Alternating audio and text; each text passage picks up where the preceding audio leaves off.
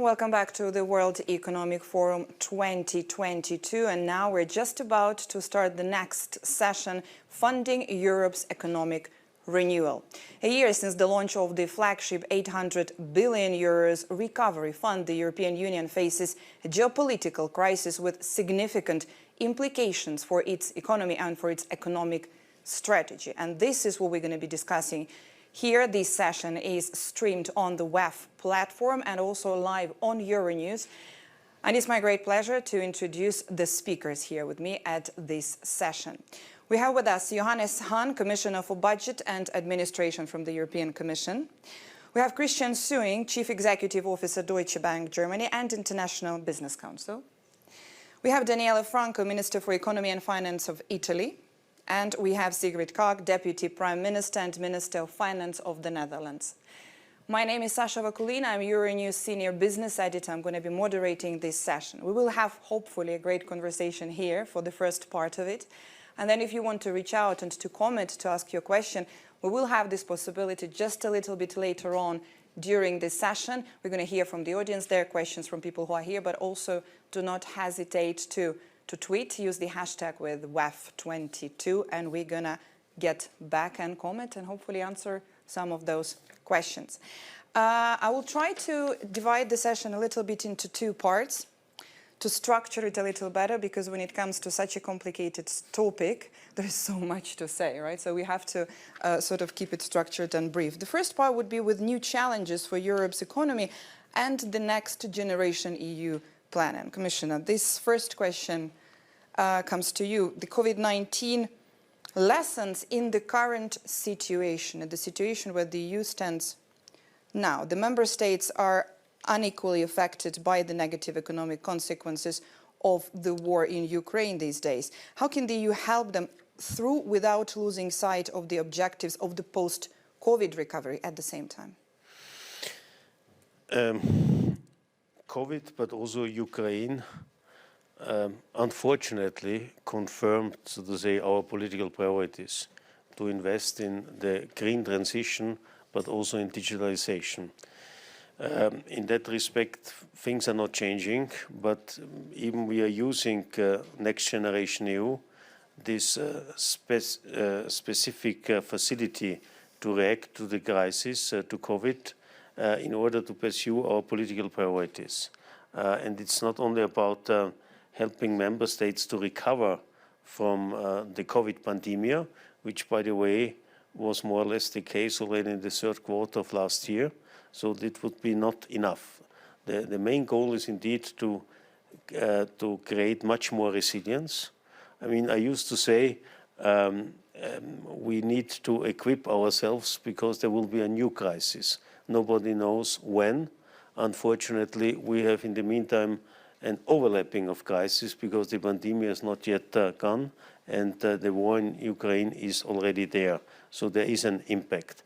But in general, in particular the war now, with all the discussions about sanctions, etc., is again a confirmation to invest in the green transition, in renewables, to make us more independent, less vulnerable, and therefore also, by the way, creating more political leverage. In general, Next Generation EU should be seen as an investment in our own future. And as you said, the pandemic has hit our different member states in an uneven way. And therefore, we had to create this instrument to protect the single market, which is one of our biggest assets. And I think it was an unprecedented reaction to an unprecedented crisis in an unexpected speed, because we actually set it up in a couple of months.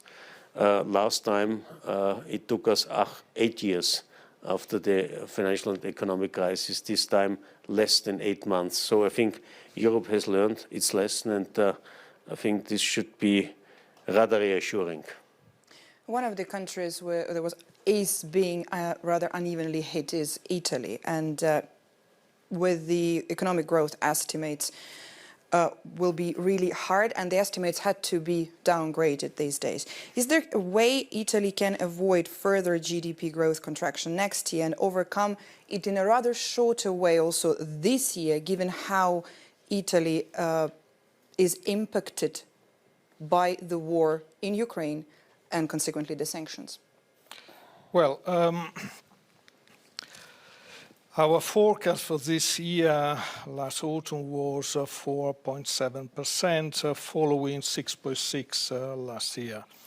We revised it down to about 3%. In analyzing that, one should keep in mind that the carryover effect of last year is 2.2%. So the additional growth would be, in our estimate, less than 1%.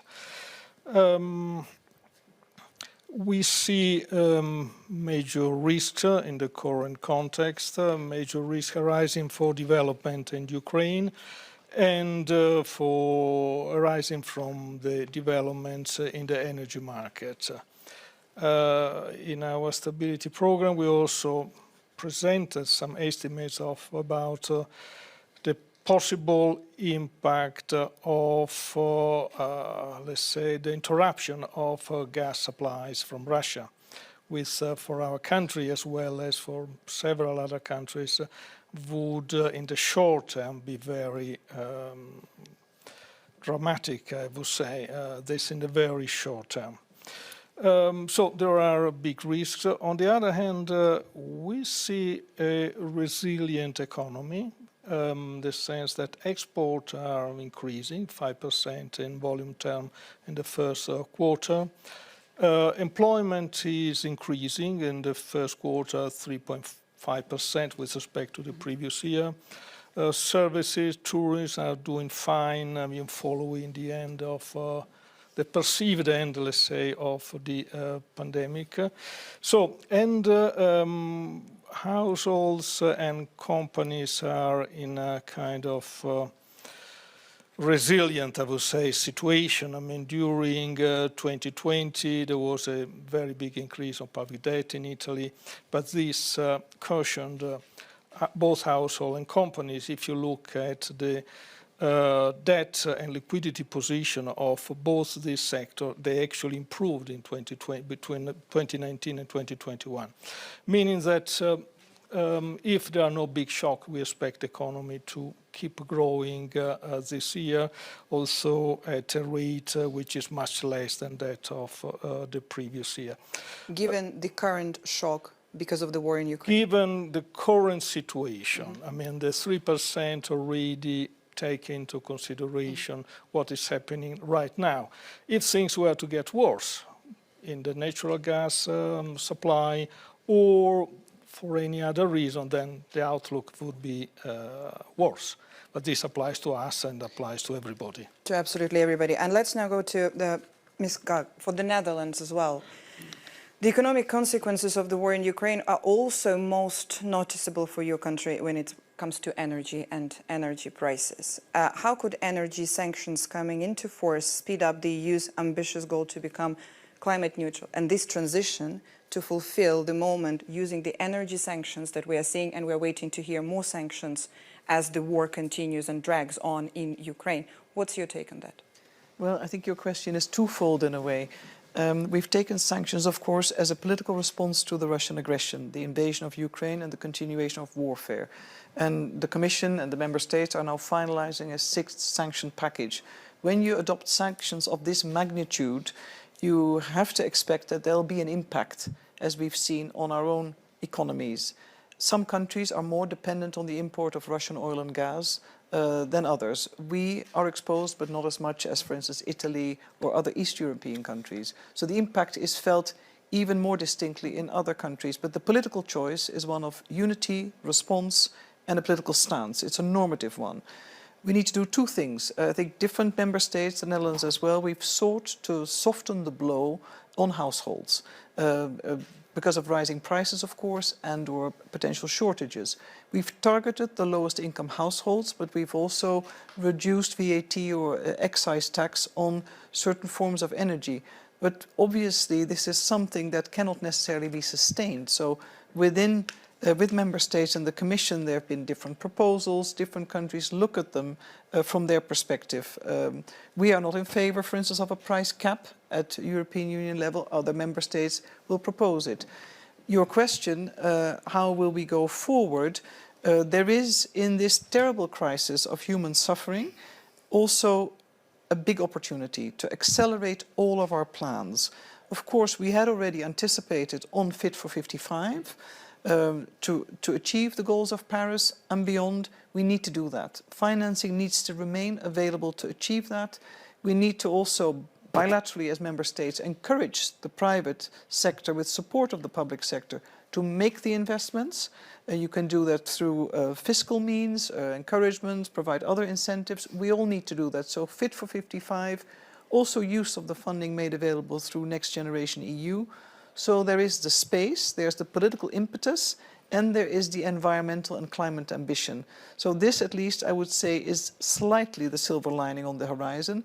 But these are very tough times for many people, because we know within countries as well, not all countries are equally affected, but also within countries, households are differently affected. And I think that's a big concern for all of us. And many council meetings so far. I've been finance minister for 4 months. Since I started, well, certainly since the war in Ukraine started, we've talked every time what we can do, how we can do it differently. And I think we'll talk about fiscal rules in our next round of questions. But there are discussions we need to have. Yeah, fiscal rules is something that deserves quite a few rounds of questions, that for sure in the current situation. Mr. Sung, what are the challenges now that you're seeing on your side for Deutsche Bank?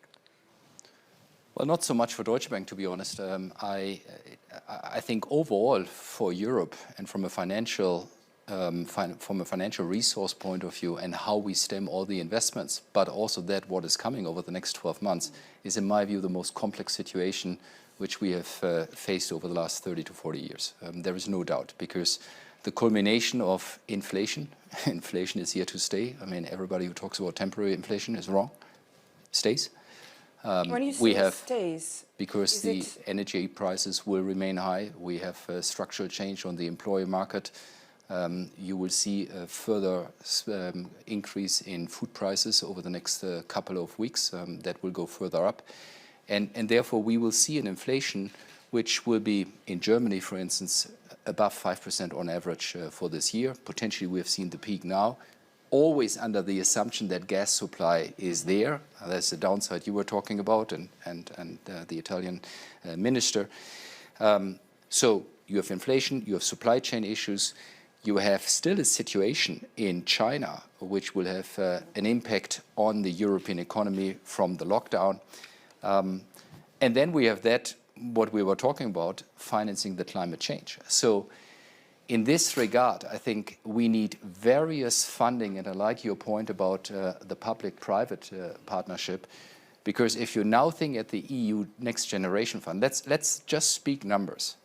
On average, over the next 30 years, just Europe needs to invest 1 trillion euros a year in order to get to net zero. Now, part of that, to be honest, more than half can be financed through the saved financing, which you today finance into traditional assets. But that still means take 200 billion, take 300 billion, you need to finance it. The EU Generation Fund is 800 billion. So with that, you cover 3 to 4 years at best. What we now need is, first of all, if we want to go for private financing, which I think is the right way to do because of the constrained debt side on the sovereign side already, we need the capital markets union. If we don't unlock the capital markets union now, the Green Deal cannot be financed. That's number one.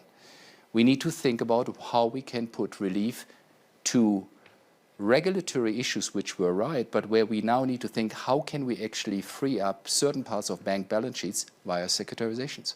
Very important. Securitization, if we do it the right way, I think we all learned our lessons from the global financial crisis. A lot of regulatory reforms were right. We have learned our lessons. Banks are far more solid. Let's think about securitization to free up the balance sheet in order to support the corporates to transform the businesses. Thirdly, we need a taxonomy which is clear, which is not that complex for the time being. The taxonomy we have is more than 2,000 pages. I need to employ people in order to get through this, in order to do things right. That is not the way we can do it. So I think it is next to the right things which were done last year, and I applaud you on the speed. I fear, though, only the next package you have to do must not be 8 months, must be 8 weeks. In order to be there, speed is of essence now. We need the capital markets union, and I really mean that without the capital markets union, the Green Deal is at risk. Well, speed is, of course, of essence, and time is, and that's something that I want to kind of stop by here, because what happened is that you've mentioned the lessons learned during the financial crisis. You mentioned how more resilient the banks are, and we have seen that all over the banking in Europe, because we've seen all the stress tests, we've seen how they're going through those. But but then when it comes to the notion of stress tests, okay, we tried to make the system and the economy better in the sense for the financial crisis, for sovereign debt crisis, for other risks. Then we had the pandemic. That was a huge hit, which is still not over for countries, for businesses, and so on. But then also now we have different challenge. The one that was not necessarily included previously, we did not think that much of the war that can be happening, which is another major challenge, and time is of essence. Now, how to be able to react quicker, as you said, that it takes not years and months, but sometimes it has to be weeks. Let me just, I think the Commissioner is a far better person to answer that. But first of all, fortunately, we were in the situation over the last 2 years to react with the EU Generation Fund, also with public debt funding. I think banks during COVID have been part of the solution because we solved our issues over the... So I think there are a lot of lessons learned. And nobody is in any fault of the war here in Europe or of the pandemic. But the problem is the culmination of 4 or 5 big issues, which are now, unfortunately, now require speedy answers on that side, but in particular on the big projects which we plan for years now. And I know, but I'm not getting tired of it, the capital markets union is the most important. Mm-hmm. Commissioner. There's almost nothing to add to this because I think it was also discussed here in Davos. Indeed, we have several, call it crisis challenges to cope with it. It's the climate crisis, climate change, the war, inflation, as it was mentioned, and of course still pandemia.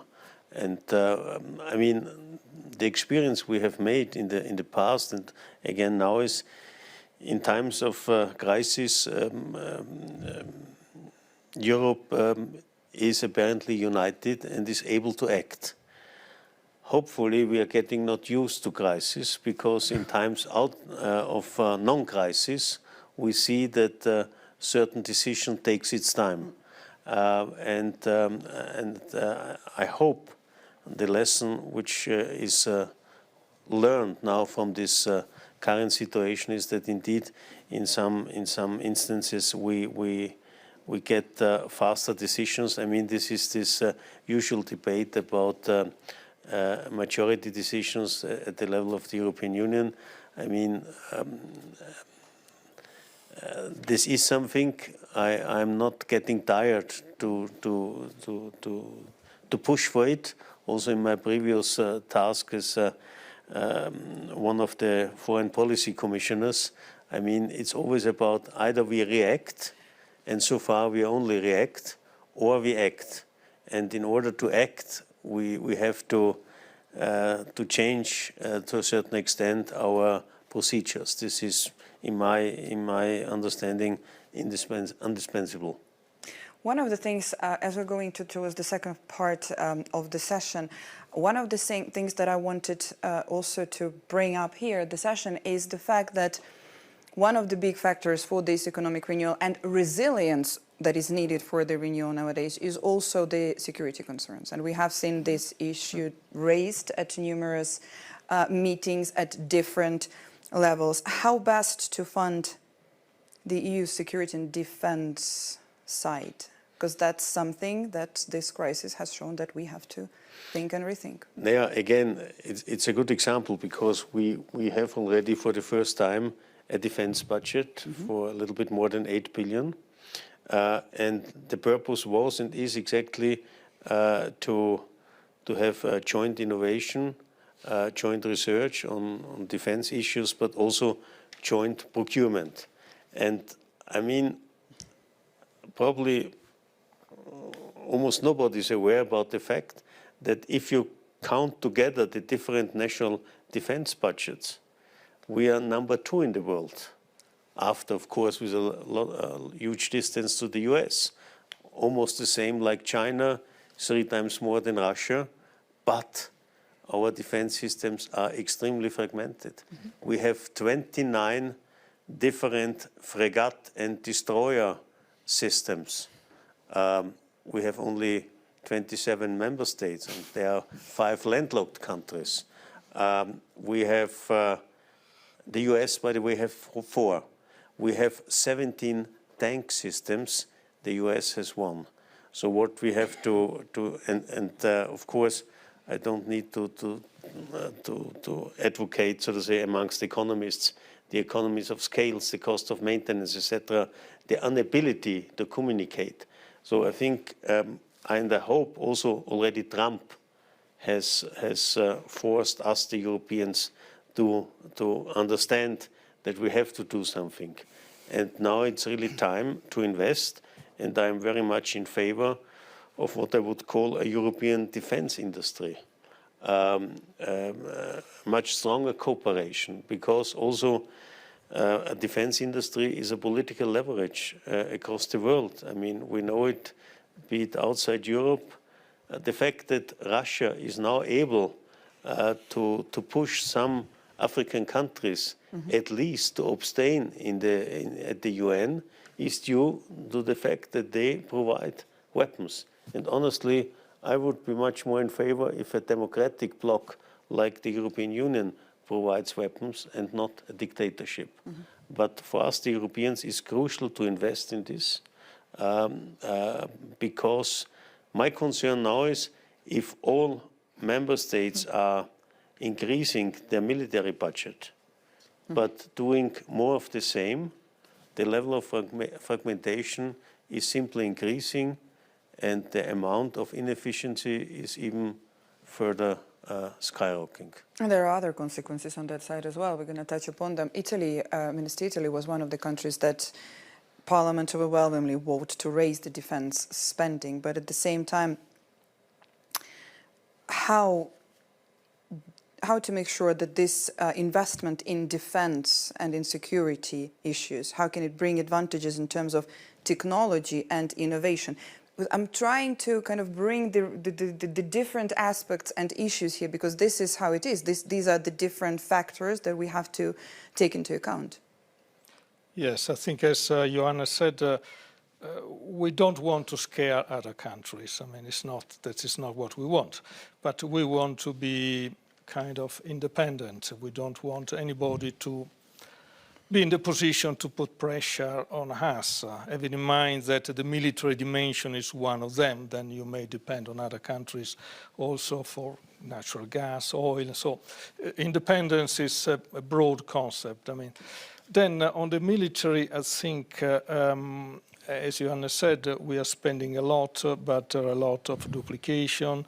There is room for economies of scale. This does not mean that we want necessarily to have a European army. I think we need a lot of coordination among our armies, navies, air forces, for the reason that Johanna just mentioned it.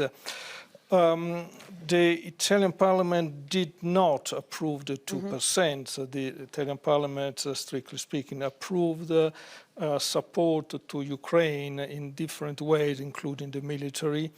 It is President Draghi who reminded the country that there is this NATO agreement about the 2%.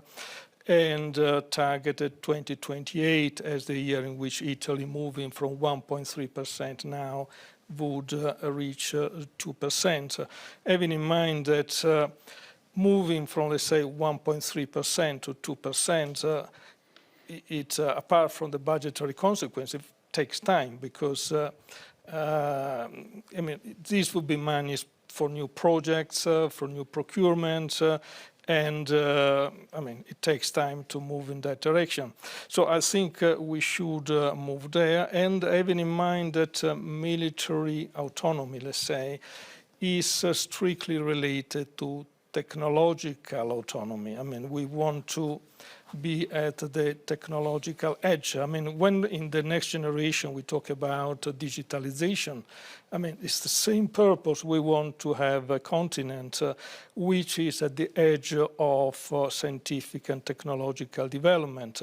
The military side should be a part of that.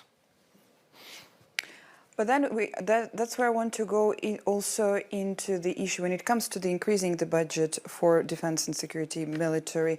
Then we are also hearing the conversations of the possibility of watering down the EU's borrowing rules and stripping out the defense investment.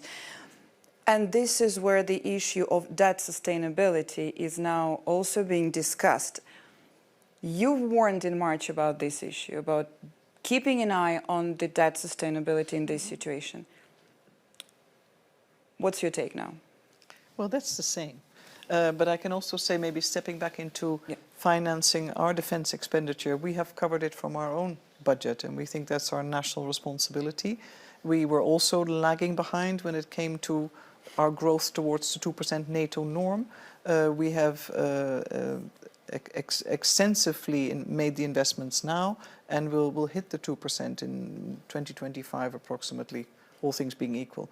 And that's quite a growth spurt for the Netherlands as well. And I'd like to also align with the comments both Danielle and Johannes in terms of the need to align our European efforts to strengthen the European pillar within NATO, to look at commonalities, joint training, the systems that can actually speak to each other and avoid overlap and the duplicative efforts, because that's not a smart way of going about it. So, and I think our armed forces separately and in different groupings are doing that already. And here's an opportunity, again, in the depth of a horrible war, to say, how do we want to build and strengthen our military posture and our capabilities? And the moment is now, with significant expenditure being made available. Should have happened before, but in the case of the Netherlands too, it's been broadly supported by Parliament, not all parties, but there was broad support, and this government has made that step. That brings me to bridge to your question, debt sustainability. We are very reticent, or not necessarily in favor on, for instance, the examples that were given when we talked about reform of the Stability and Growth Pact. Yes. There was mention of the Green Golden Rule. Subsequent to the war in Ukraine, member states suggested, well, we need to invest in defense. The only way we can do it is to loosen our rules and our guidance when it comes to debt sustainability or the levels of debt. From our perspective, that is neither appropriate nor wise. What we've said in a joint paper as a submission to the debate, together with Spain, let's see how we can reform. We can render the Stability and Growth Pact easier, simpler. It reminds me a little bit of your 2,000 pages on the taxonomy.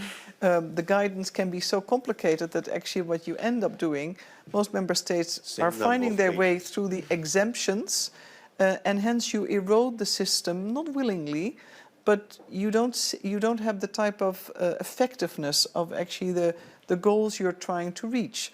What we're saying is that's and that's an idea by Gentiloni, which we are open to discuss. Let's have countries determine national debt reduction pathways with sufficient space for the level of investments that we'd really all like to see that are needed, and then the level of reforms and quality of reforms that have long been required but have not been happening so far. So whilst we stick to the 3% and the 60% rules as per the treaty, what do we do in reality? How can we ensure that debt becomes sustainable and that countries are truly committed to reduce their levels of debt, even in times that are unforeseen, unprecedented, due to exogenous shocks? That's really, I think, a pathway we can potentially have discussions on and achieve actually greater stability and obviously higher levels of economic growth. We need to also foster economic growth through convergence. And that's really our interest in this discussion. But we do not see defense expenditure or spending on defense as sort of the first ticket to say, well, that's a smart investment. Yes, it's a necessary investment, but there are choices you need to make within your own budget, and you need to find ways to prioritize that. We have done so. We appreciate the difficulties of others, but this is our stance. What's your take on that? How concerned are you when it comes to the debt sustainability? Well, I am concerned because I think that we all forgot a little bit over the last 5-6 years that in a time where money was simply available, was printed, nobody actually cared about what the cost of money is. And finally, we will see, most likely, I'm not the ECB, but most likely all what we hear is that we will see interest rate increases. And I think this is necessary also to fight the inflation. And then immediately you will see what that means for the funding costs of sovereigns, corporates. And, you know, let's even not talk about the ECB or the Fed rate, but let's talk about the 10-year Bund. The 10-year Bund was negative before end of January. I think we are almost at 1% a month later. A crossover credit, i.e. where a company is between investment grade and sub-investment grade, is now plus 500. That was plus 250 3 months ago, 4 months ago. That will increase the cost of funding. So it's not only a sovereign issue, it's also, and therefore I think debt management, and don't ask a banker, but I mean, that is obviously that's exactly what the most, well, no, this is important, and therefore I think we really need to take care. That again brings me to part of the solution. Part of the solution is private debt. Now, private debt can be obviously done by corporates, by their investments.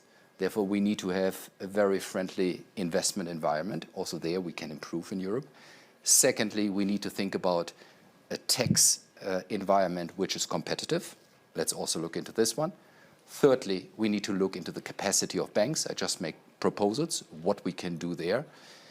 And fourthly, I do believe, really, let's be bold on certain items. I'll give one example. That is the European Restructuring Fund. Rightly so, it was established after the financial crisis. The target level of that fund was approximately 60 billion euros to be funded by all European banks. We are now above 60 billion euros. The way it is calculated is based on the deposits in the bank. Well, with a zero interest rate and flooding the markets, obviously the deposits in the banks are higher than ever before. It has nothing to do with the risk in the bank. Banks are far more solid. They are actually very resilient and will go through this crisis and will be part of the solution. What was decided? That this fund has been increased to more than 80 billion. This is capital. This is post-tax capital, which we cannot use in order to actually do that, what would be most beneficial to pump it into the economy, i.e. financing the corporates. And these are the changes we now need to do.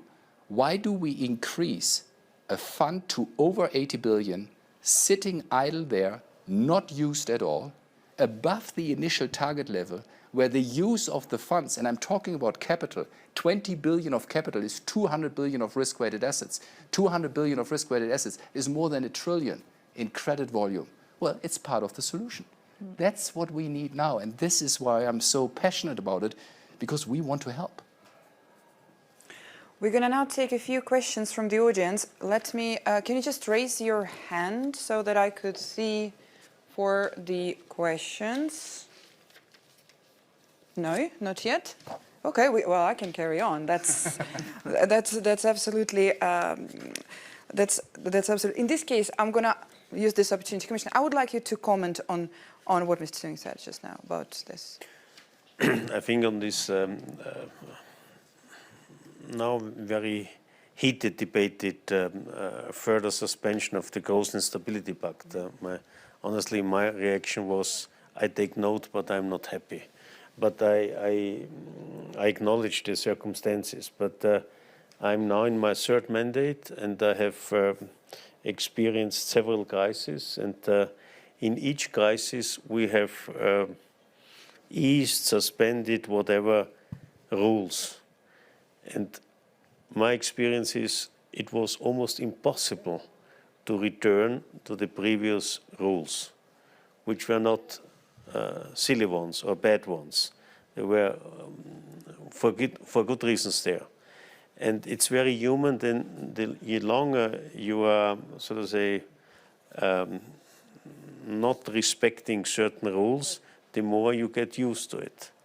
And I think the experience also of the current crisis has shown the more member states manage to reduce their national debt, the more firepower they had to react to the crisis. And the fact that we have set up Next Generation EU was also an acknowledgement that we have an uneven situation amongst member states. And we have to protect, as I said in the beginning, the European single market. And the European single market only works if all participants are, so to say, recovering and picking up at the same time. And that's why we had to create this instrument.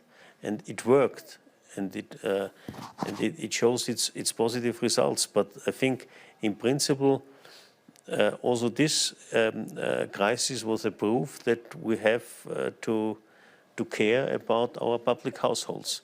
And I fully agree and subscribe. It has to be done in a more sophisticated or tailor-made way. I mean, this famous 60% were actually 30 years ago not scientific evidence. It was the average of the debt level of the then 12 member states, and that's it. And now it's almost quasi religious. I think here, and I understand amongst member states, even with different backgrounds and understandings, there is an understanding that on this side moves are necessary, but always with the joint understanding that this should nevertheless lead to a path to gradually reduce the debt level of member states, but of course in a way that it is for each member state finally realistic. If so to say, the difference, if I take Italy, between their actual debt level and the 60%, to say you have to reach 60% is so unrealistic that it's no longer any kind of incentive. But I think in general there's understanding, and secondly, it's also one has to see the structure of debts between countries. If it's, so to say, a more domestic, or if it's a more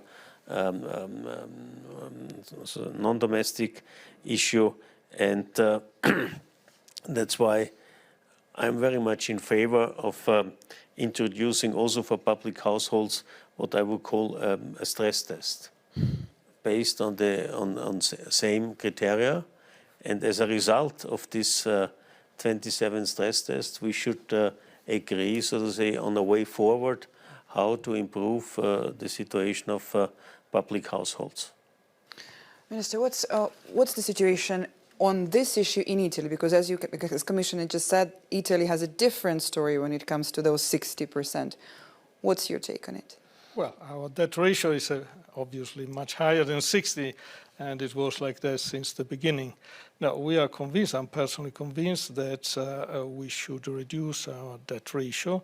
This is what actually we did last year. I mean, when we went to government, we were expected to, the debt ratio was expected to increase by 4 or 5 points. We actually reduced it in terms of GDP by 4.5 points. And for this year, we are targeting a similar result. I think rules are important, obviously, but if you have a high debt, the main concern is the market. I mean, so you have to take that into consideration. So suspending for another year the general escape clause, I think it was a wise decision given the uncertainty and the fact that many of our countries may be requested to spend more money on refugees, on the military, on energy. But this is not going to change our, let's say, policy. Coming to the point that was raised earlier about the role of the private sector, I think, I mean, in front of us we have a huge investments. for climate change, for becoming autonomous from an energy point of view, for military, for being competitive in Europe from a technological point of view, for the reconstruction of Ukraine, where we will have to contribute significantly. So in a number of this area, I mean, all this area will require a lot of investment, and the private sector. It's important that as much as possible is done by the private sector.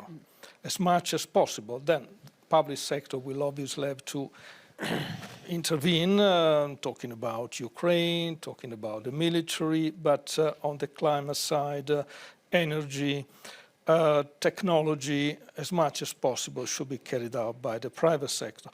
Second, national and European resources. I believe that most will have to be done at the national level. Also the defense, I agree with Sigrid that in our case, increasing military spending over 5 years by 0.7% of GDP. I mean, this can be done within our budget. Mm-hmm. What is important is that there is coordination among our forces, so that in procurement, in research or development, we coordinate, because we will be much more efficient, effective, and maybe we will be in the position to spend a bit less.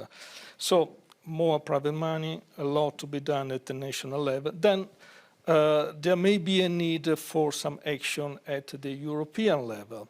And, but I think we are talking here about digits of GDP, most likely, which may be important, and we should be ready to move in that direction. But, I mean, we should keep in mind the overall picture.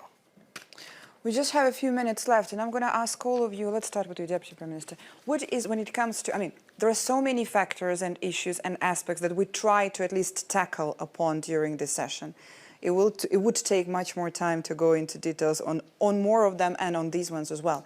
But when it comes to funding Europe's economic renewal, what is your key take, briefly, in a nutshell? What do you think is the key priority to do that? Well, I think we've already laid them out. There's an older one, and that comes back to the current political, economic, geopolitical crisis, strategic autonomy, that requires different choices. Can be manufacturing, can be reshoring, but it can also be obviously investing in innovation in sort of the technologies of the future. We also need to realize in some countries with an aging population that future economic growth may be jobless or create significantly less jobs, but how do you prepare your population for these changes? So education, education, education, high-end learning and reschooling and almost retooling of ourselves. And last but not least, of course, sound public financing to be able to robustly deal with any eventuality, even if it means economic downturn, but to overcome. And I think a last point I would like to make is back to the exceptional rules. Indeed, exceptions are a choice you make on the escape clause should be the exemption that proves the rule. And at the end of the day, we need to go back to to basics, and basics will help us get into the future. But we also need to be able and have the courage to communicate that we will suffer collective loss of current welfare levels. But we can overcome. But it's not going to be an easy ride. And that's also the determination and the responsibility of politics and politicians. What's your key message here? Well, as I said before, I think it's doing everything to enable the private sector and for the public sector really focusing on the long-term structural investments, infrastructure, education, because I really believe I want to live in a Europe which is competitive also in the year 2030, 2035. And of course, because of all these short-term crises we all lose a little bit sight of that. And I think that's where the focus of the public sector, and enable the private sector to do more now on those items which we would like to do. Strategic autonomy, we have the private sector, the public sector, the importance. Minister, what's yours? What's your key? Well, investment, and physical capital, but especially in human capital, and innovation and research and development. I think these are the core challenges, because this is what would allow us to be autonomous, to be independent. If not, it will also increase our welfare, obviously, but and put us in the position to cope with aging. But in the current context, this is also what is necessary to make sure that we have autonomy and security. Commissioner, and your final at the session. As a former Minister for Science and Research, I'm really grateful that all the three colleagues have now mentioned the necessity also to invest in education and research, because I can tell you it's always the first candidate for cuts. If there's a dire budget situation, of course you have fixed costs, fixed expenditures, and then of course the first candidates for cuts are unfortunately, for instance, research, innovation and other programs where certain flexibility is given. But this is exactly the wrong approach. I mean, strategic autonomy, everything which is related to it needs, so to say, investment in innovation, in training and education to qualify our people and to make us further competitive. So it's about future-oriented, sustainable investments, and this is about human beings and everything what is related to it. We have to wrap it up now. I'm going to thank all of the speakers. Thanks so much for this session, and thanks to everybody who tuned in to watch the stream. Thank you, and we say goodbye for now.